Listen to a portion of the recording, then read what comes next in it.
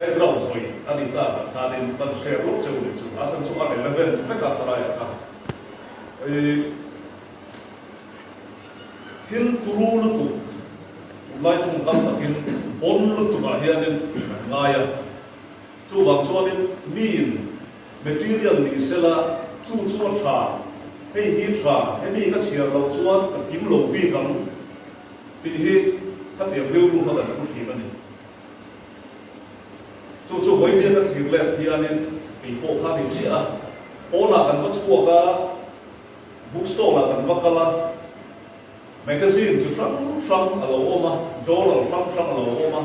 pe ma ni subject kai hoi in pe chuanin alo in from dula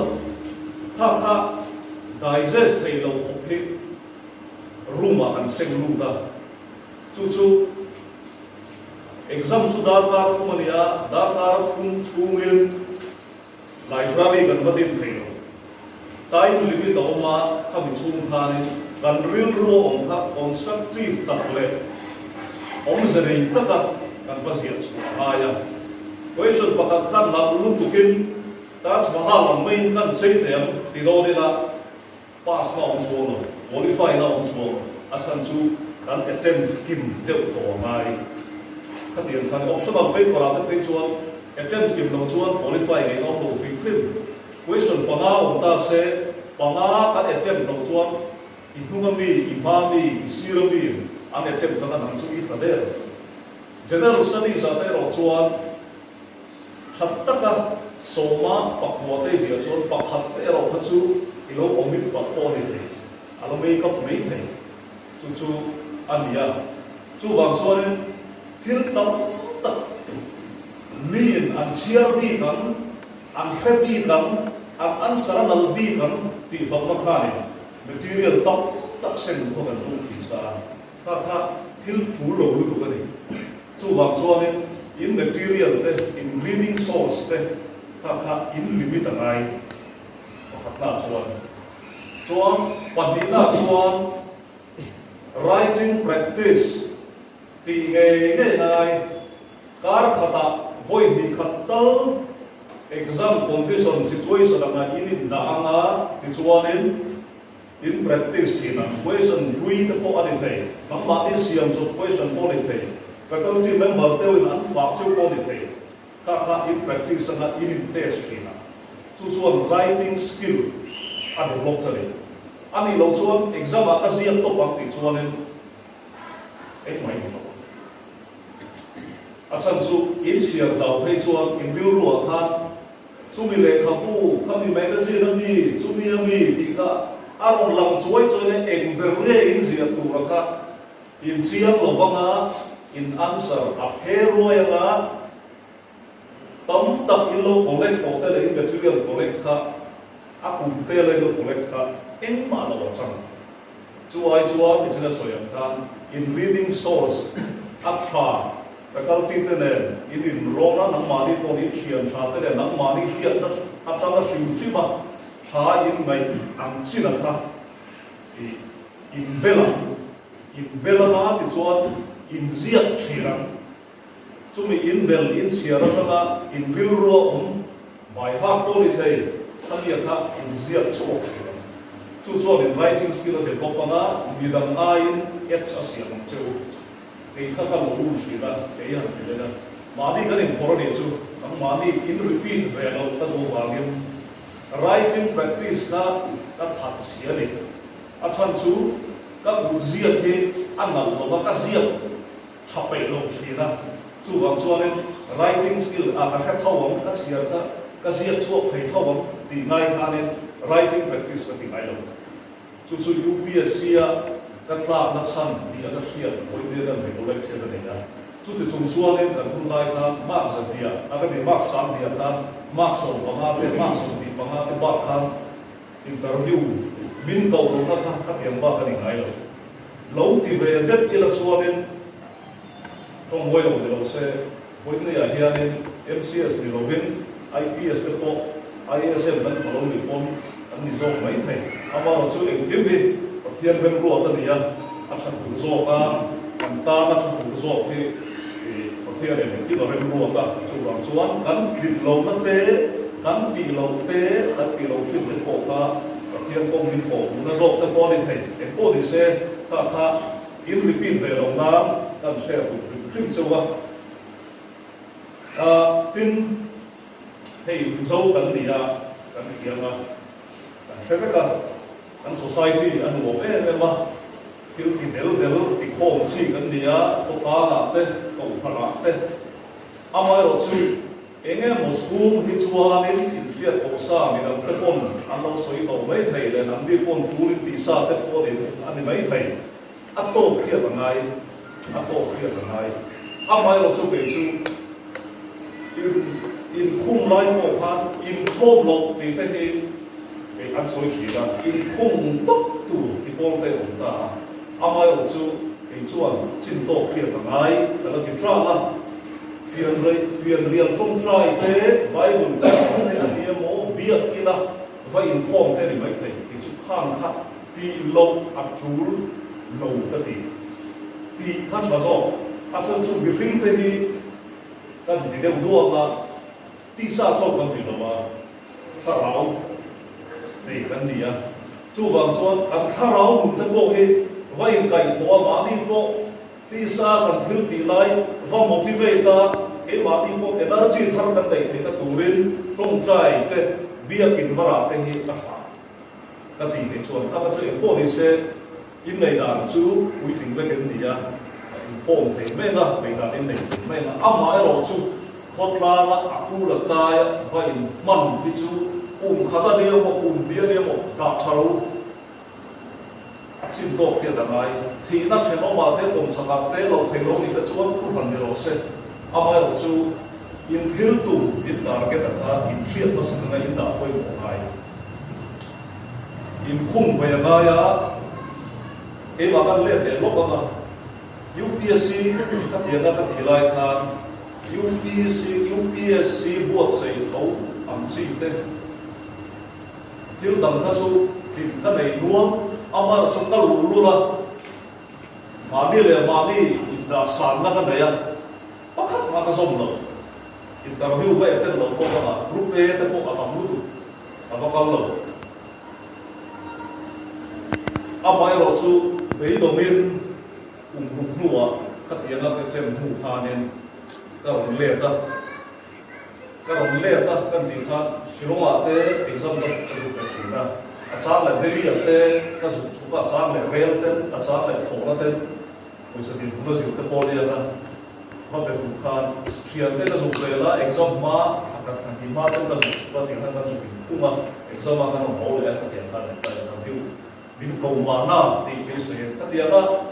วิวรู้เลยว่าก็ส่วนกลุ่มกลุ่มข้าวไฟเดียวในตัวเล็กส่วนรีวิวนี่ต่างกันกันให้กับผู้เดินของตาอันชอบอายกลุ่มขัดอะไรอยู่รีวิวนี่มันอะไรเนี่ยอามาเราสู้กลุ่มในก็ส่วนอารมณ์ตั้งสุ่มสู้ไหมอ่ะ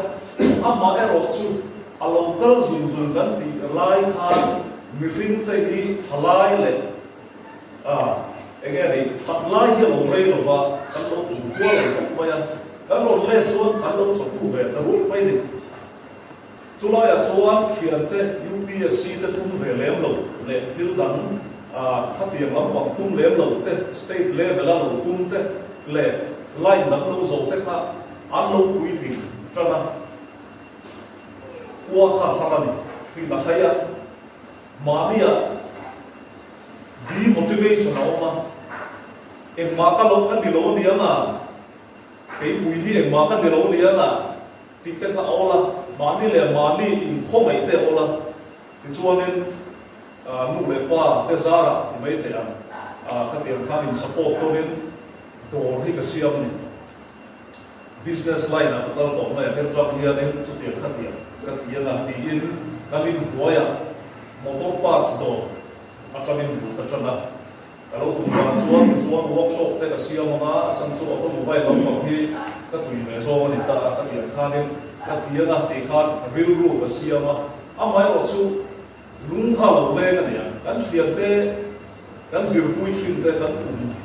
huwa cinta kan huwa officer kalau akan MCS kalau dia akan MPS kalau dia khát tiền là ăn cao gần bù khan lung khan lên thar lệ à thì chuan lên tiền có chuan cả tui nó hốc mấy lâu mấy à thì nó bị rụng tới thảo ông lệ à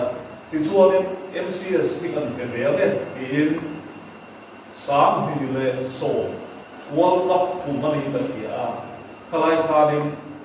về exam này các thính lộ mark đi interview thính cổ đó